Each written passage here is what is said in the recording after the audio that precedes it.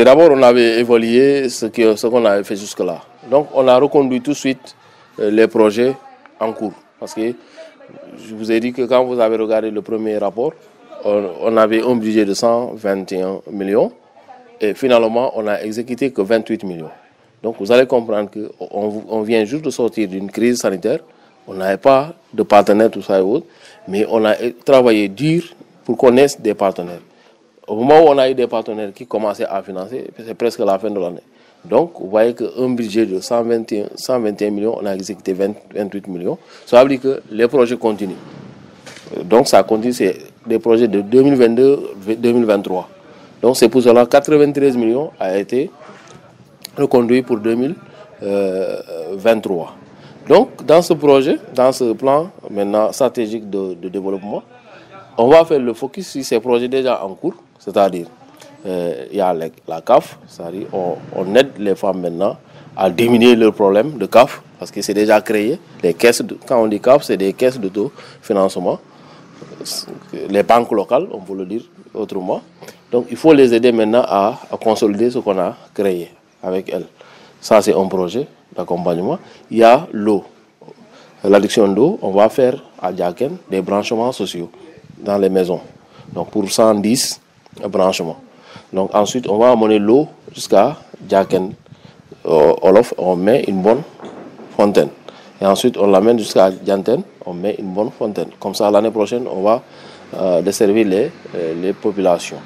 Donc ça, c'est un autre projet. Maintenant, on continuera avec aussi un projet avec l'Agropole Sud, qui va aider les producteurs d'anacarde et mangue. C'est-à-dire ici, les gens qui n'ont pas de mangue et qui veulent avoir des exploitations nouvelles, ces gens-là, on les accompagne. S'ils ont des clôtures, s'ils ont de l'eau, on les accompagne à planter leur domaine de manguier. Il y a des techniciens qui sont déjà formés dans ce sens. Et nous, on cherchera les semences, les pépinières pour planter. Ensuite, il y a les gens qui travaillent aussi dans le cadre de l'agropole, dans le maïs. On accompagne aussi ces producteurs dans le maïs. Ensuite, à part ce projet-là, dans ce projet, il y a le greffage. Les gens qui ont déjà des anacardes, mais les anacardes sont anciens, il faut rejeunir, il faut greffer. Donc, ces producteurs les animateurs sont assez outillés pour aider ces gens-là à greffer. Et voilà leur travail. Donc, si on sort de l'agropole, il y a toujours le projet résilience qui parle de l'assurance agricole. Là, c'est pour amener les femmes vers l'assurance. Il faut qu'on arrive à assurer nos produits.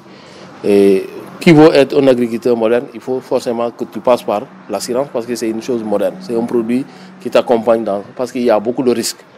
Donc, ce projet-là, on est en train de sensibiliser les gens dans ce sens-là.